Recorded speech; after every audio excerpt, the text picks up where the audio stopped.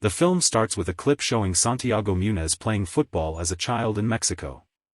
The same night, his family illegally enter into the United States to find a better living. Santi grows up in the USA and works with his father as a gardener.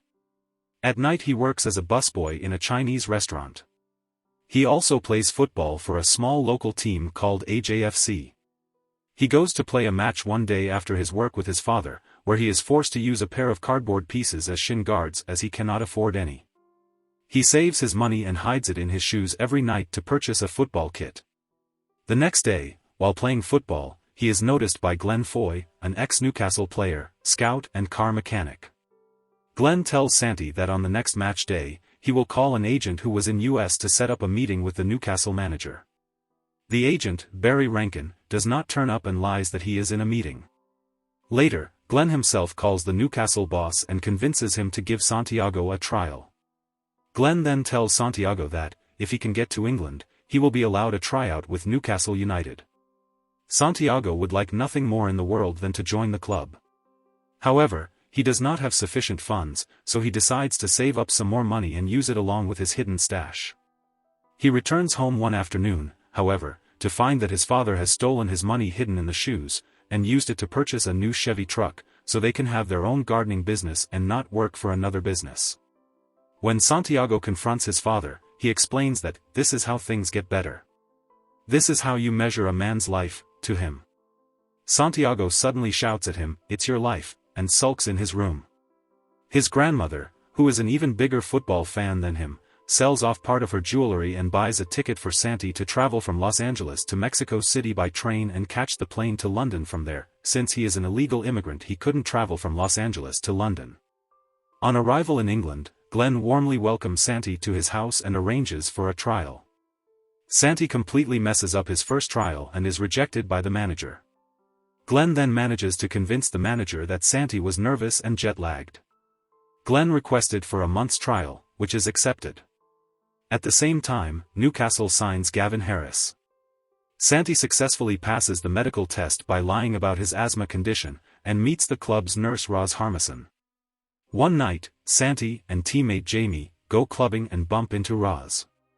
After a month, in a reserve game, another jealous teammate crushes Santi's inhaler. Santi has asthma, which he deliberately hides from the club officials because he thought he would not get the tryout if they knew. His performance is very poor in the match as he is not able to run. He is then removed from the club. On his way to the airport, Santi accidentally meets Harris on the same taxicab because he's late for training as his car tires have been stolen. Harris remembers seeing Santi in the club and finds out what happened in the reserve game. Harris convinces the manager to extend Santi's stay at the club. After treatment at the club, Santi is able to play more confidently and aggressively in the reserves. He finally makes it into the first team, even though he thought that he was dropped entirely from the reserves. He starts as a substitute against a match against Fulham as many of the first-team players were injured. He gets his chance when a player is injured and manages to win a penalty for Newcastle, which ultimately won them the match. Meanwhile, his father watches the match on TV in the USA and is very proud of his son. The manager keeps telling Santi that his weakness was that he does not pass the ball. The manager also said he doesn't pass the ball in a training session. Santi is then transferred back to the reserves.